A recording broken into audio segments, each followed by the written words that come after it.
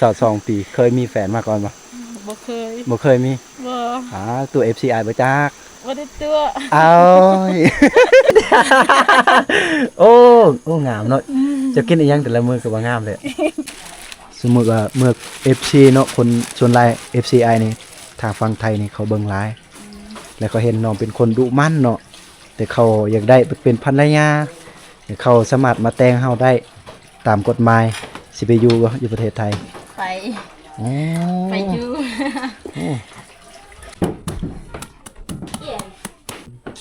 อันนี้บาทเราเหยกะเหย กระดำมัดยาสูบเพิ่นก็ลืม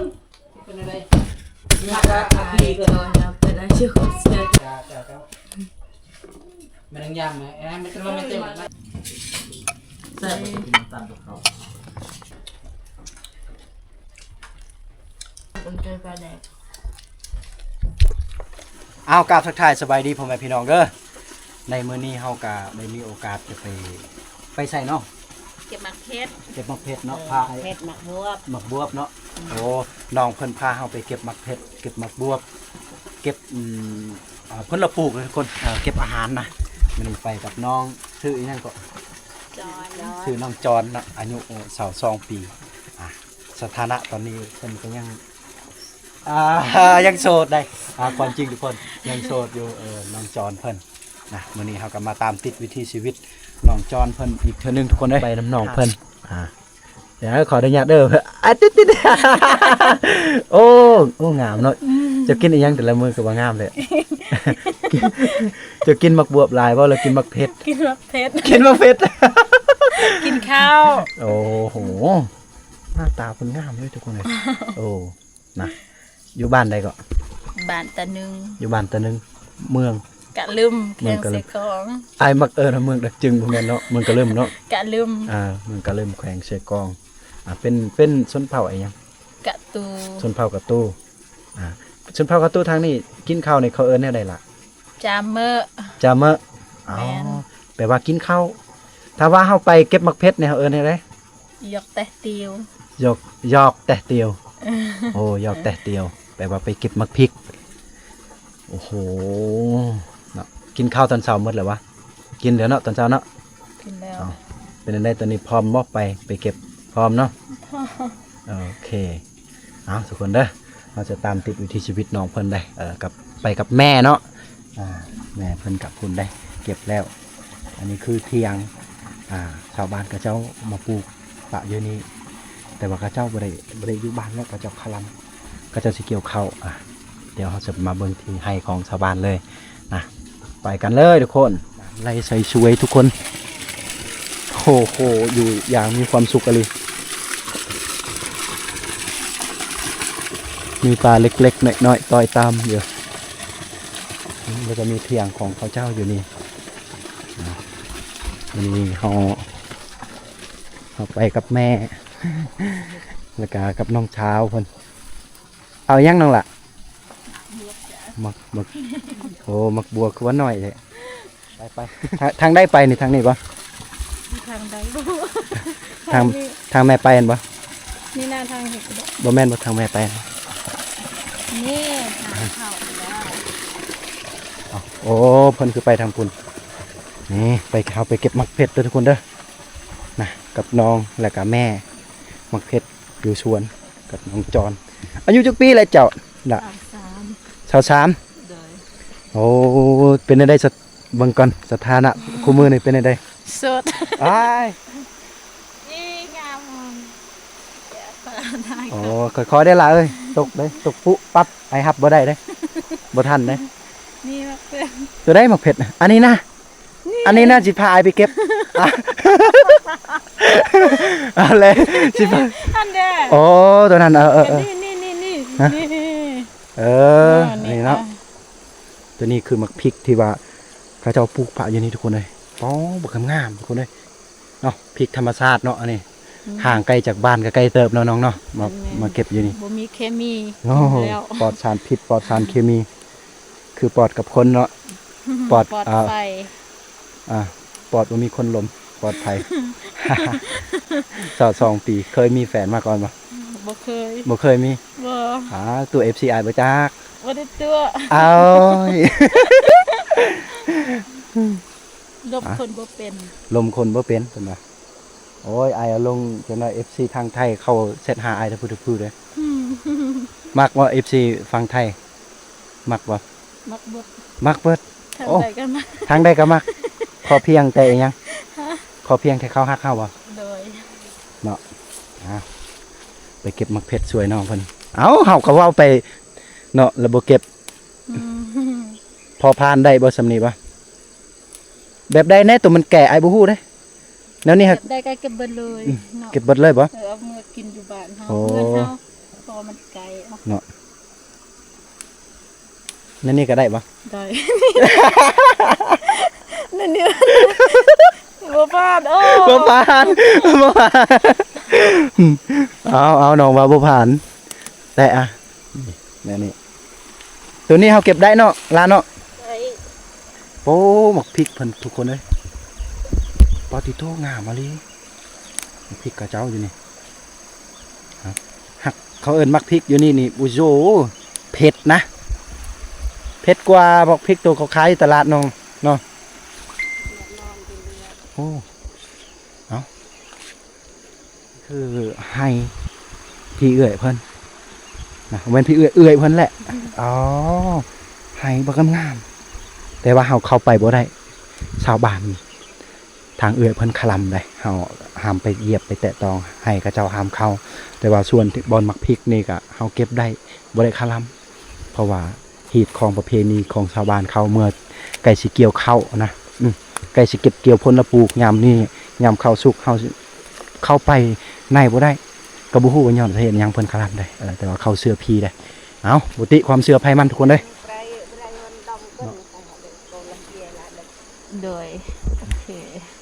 แม่เอ้ยเอากระทงมา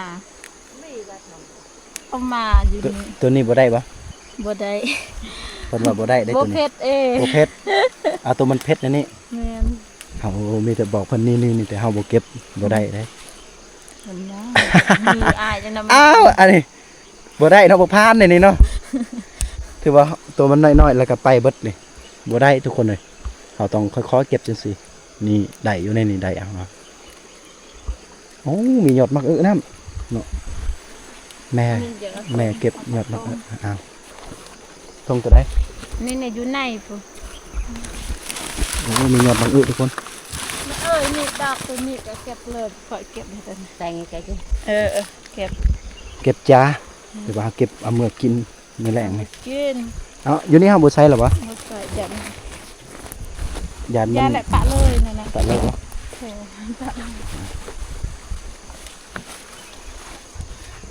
โอ้หมด ฮอดเพื่อนสิเปิดให้เบิ่งเด้อเดี๋ยวนี้นะฮอดเปิดไม่ได้วะ ตัวนี้ได้ปะยังอ่อนเนาะอันนี้มักทั่วเนาะย้อนมักทั่วเนาะน้องเนาะ โดย อืมกินบ่ได้ปะ ยังมันทัน บ่มันคม คมปะ แม่น เขากินดิบนี่บ่ได้ปะ บ่ได้ ได้หมูขมมาอ่อน นอน บ่มีขมหรอก เห็นมันสิคม เคยกิน แม่นบ่หั่นมักบวมฮะ โอ้กินแล้วบัดเนี่ย ผู้แล้วบ่เคยกิน บ่เคยกิ คน นนี้ก็เคยเก็บกินโตหยอดหยอดมา ดูบ่เคย เรียนมี เก็บ ประหยัดเห็นอะไรอยากได้ให้มันมา โอ้แม่นแล้วจ้ะย้อนเฮาบ่เก็บหลายเพราะว่าเฮาปะให้มันมาก เก็บแต่ ห มั นู กพริก สิเอามักเผ็ดให้เยอะๆจ้ะ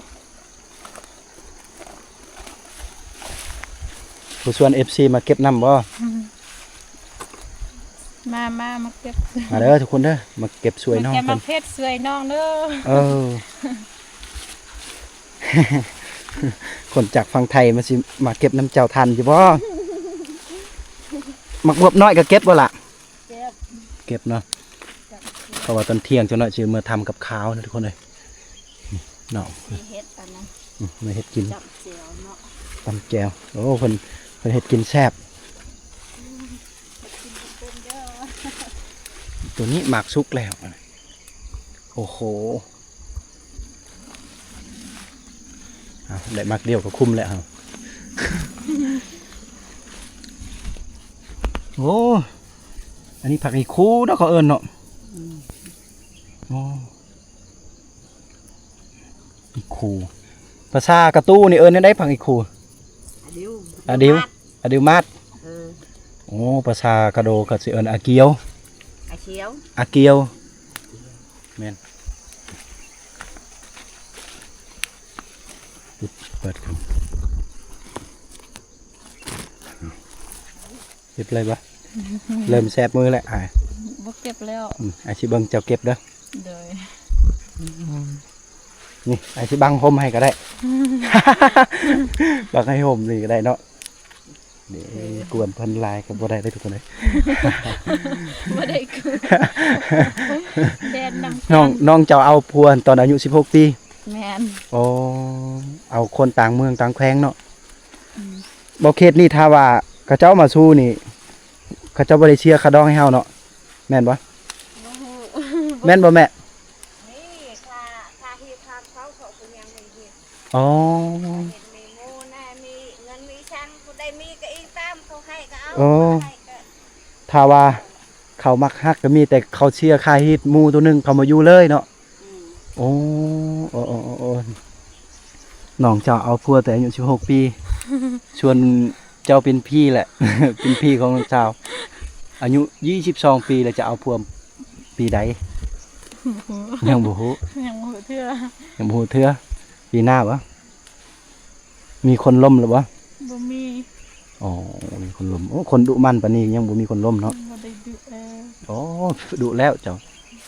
ตัวเพิ่นดุมันขนาดใดมาเก็บมะเพ็ดซอยแม่เลย เก็บมาแค่มื้อเดียว แต่ละมือเจ้าก็เฮ็ดเวียก บ่ได้เฮ็ดเวียก มีแต่ไปชวนไปให้ ไอเห็นแต่ละมือเจ้าเฮ็ดกินเป็นบ่ ใช่ว่าบ่ได้เฮ็ดกิน บางเทื่อเป็นไผเฮ็ด แม่ อืม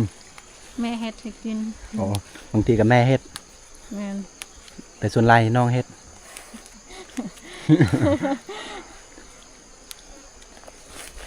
เอานี่เก็บไว้เนาะพัดไอายเก็บละซาดิ นี่ โอ้เฮาเก็บแบบนี้เฮาก็เก็บไปเลยป่ะ แม่นแล้วก็ป้าอันนะคันมันหลุดออกก็เอาเลย ในนั้นเนาะไอ้ายละย่านแต่ตัวนั้นมันหลุด อันนี้ได้แล้วบ่ครึ่งโลได้แล้วครึ่งโล ได้ นี่ อะเอากำมักบวบเด้ ครึ่งโลในหอยกินกลุ่มลายมือเอามาตากก้อนเนาะ เฮ็ดมักเฮ็ดดองโอ้เนาะ สิเฮ็ดมักเผ็ดดองบ่อ้ายบ่เคยเฮ็ด เคยเฮ็ดอยู่ เฮาใช้อีหยังแน่มักเผ็ดดอง ตามภาษาบ้านเฮาก็ใส่เกลือหยัง ใส่เกลือแป้งนัว แม่นนึ่งแล้วใส่เก เอา ลือไป เฮานึ่งสุก แม่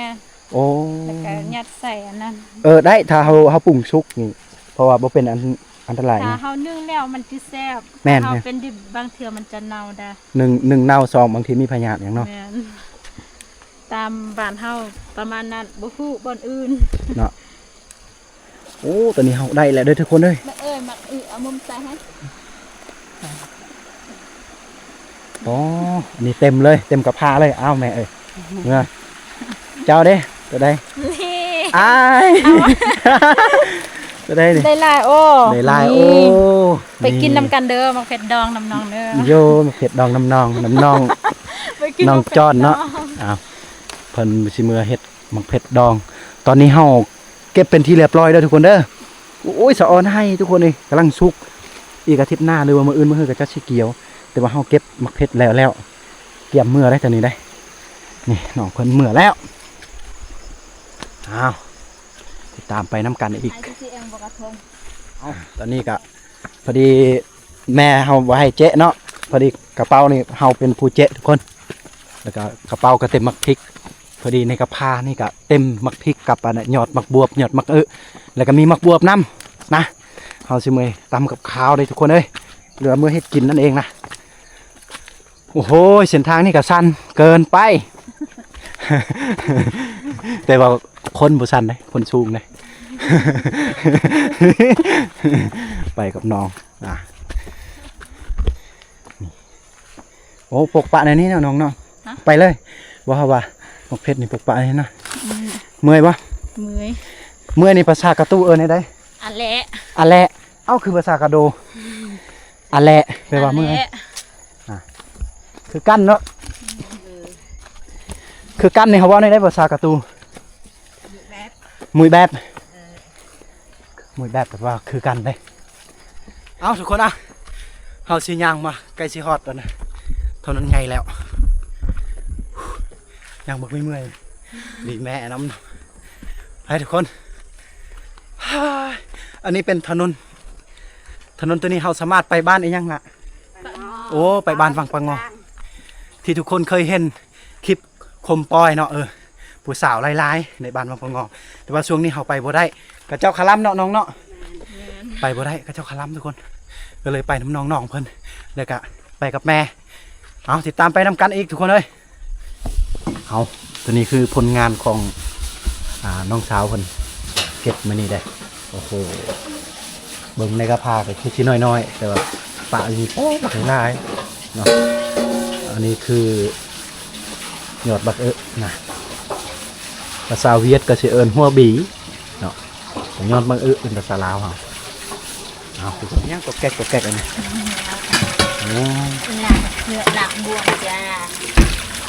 ล้างตัวดอกบวงดอกบ่เอาไว้บวงดอก ดอกจนพวก ดอกจะรอกแต่ว่าเอาไว้บวงนะเอาจะเฮ็ดยังต่อ เก็บผักก็ เก็บผักก่อนบ่เก็บน้ำลังบ่ สวยๆน้องเก็บเขาเลือกตัวนี้โอ้แสบได้เนาะหมักอันนี้ไอ้มักคนเก็บดอกบ่แม่มัก มักอันนี้ดอก ดุอลีน้องเพิ่นเลยทุกคนนะเอาเพิ่นก็สิเลือกดอกก่อนจะเฮ็ดให้ได้กินดอกมัน ยังหัวเถื่อซุปเอา ซุปเอาโอ้ ซุปผักซุปดอกแซ่บ แม่นแซ่บอลี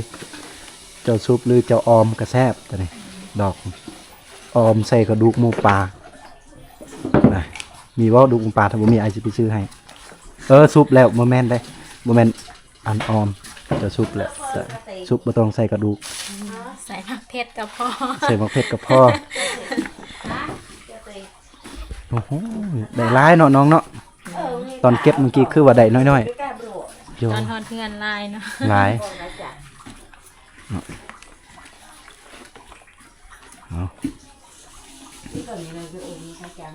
มาคือน้อยๆ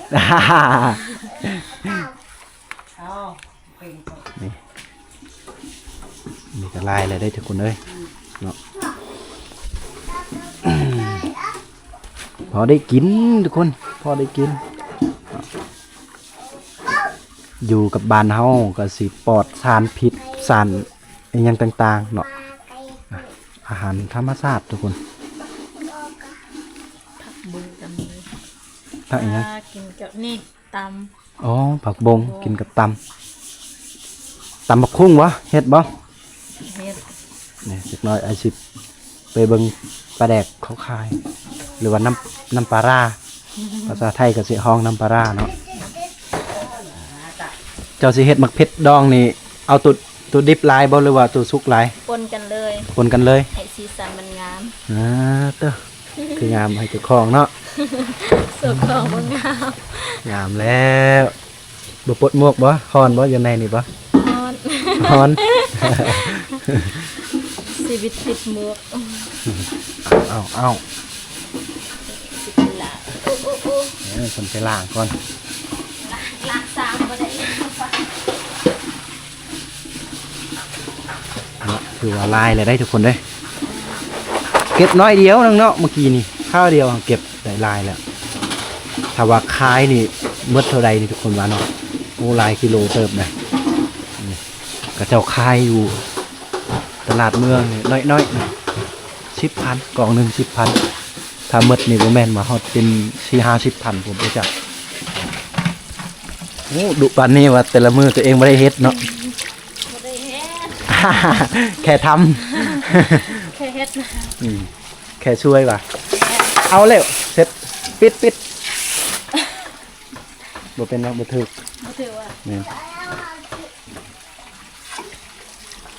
เอา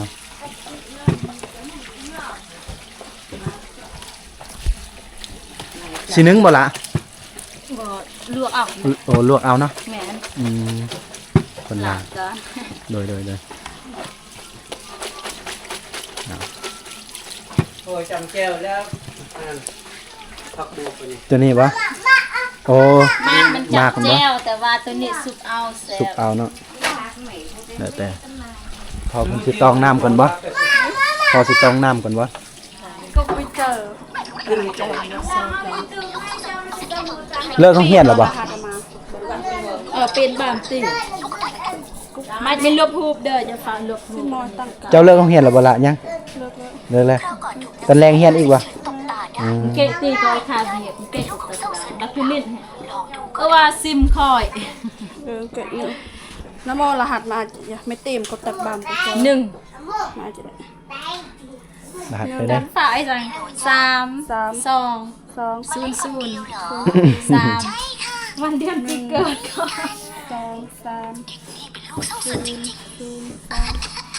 เจ้าก็ชื่อวันนี้จ้ะวันที่1 เดือน3 2003แล้วก็แล้ว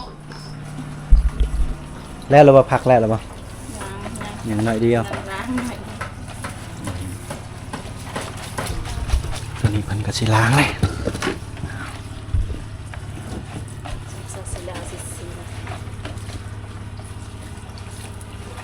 อันนี้กระแตบ่แม่นบ่ กระแตกระหอกกระแตอันนั้นโมเมนต์กระหอก เนาะอันนี้คือกระแตทุก กระ ค ห น อกตัวใหญ่ ถือกันนากับอีกขอๆ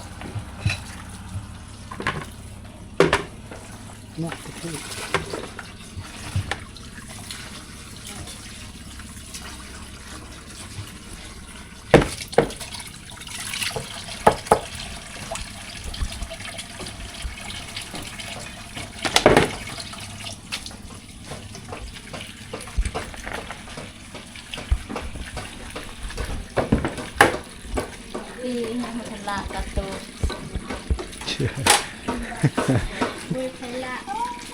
เขาท้าแต่เจ้าผู้เดียวเนอนล้างเนาะ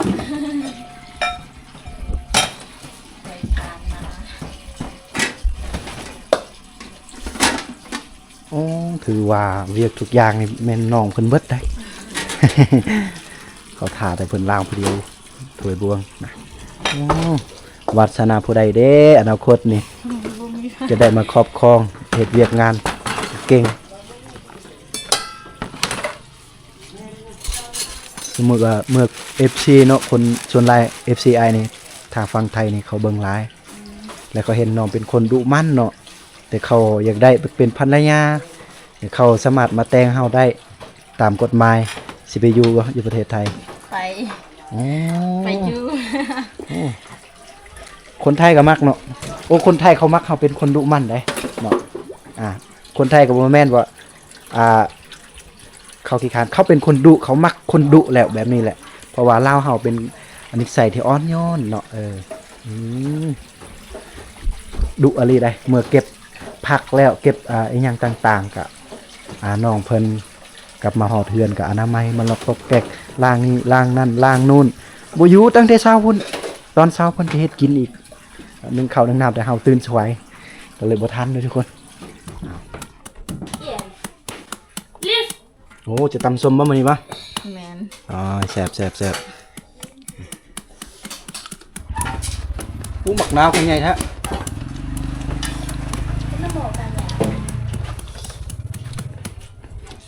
อันนี้บาทละเฮ้ยกะเฮ้ย กระดำมัดยาสูบเพิ่นก็ลืมจ่อละต่อจ่อมาเดินมาอัดอีกรอบนึงแล้วอัดอัดดีเกิน เป็นอาชีพของเซลล์แล้วก็เซลล์อะไรก็ มันเป็นหม้อกันกินมันง่ายอยู่ข้าวแล้วไป เป็นเสือหัวทั่วเป็นอาจจะทายดีคลิปชื่อเขาเสร็จยัง มันยังยำไหมไม่ต้องไม่เต็มรอออกเนี่ยจะปูมาเอ้าอิ่มได้จุดนี้เดี๋ยวกินกับข้าวแค่นั้นนะ เดี๋ยวสุกินมีติดมันกินกับข้าวพอดีสิบ่เฮียบ่ล่ะ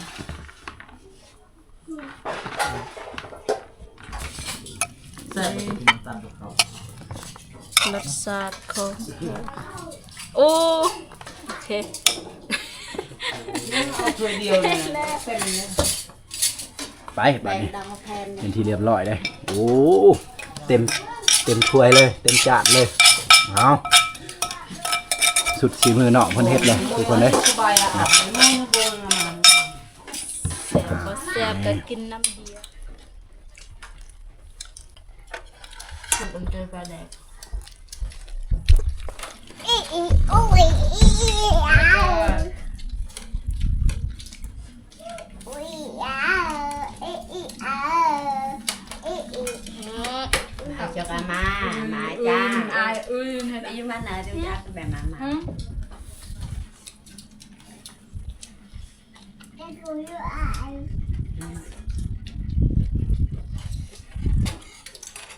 กูอยู่อ้าวเป็นเรื่องตาค่ะลูกตาค่ะอยู่อ้าวกูอยู่อ้าวกูไม่อ้าวไม่อ้าว เอามากับถังงาจานหาตะ งอดอมูอยู่แต่ มา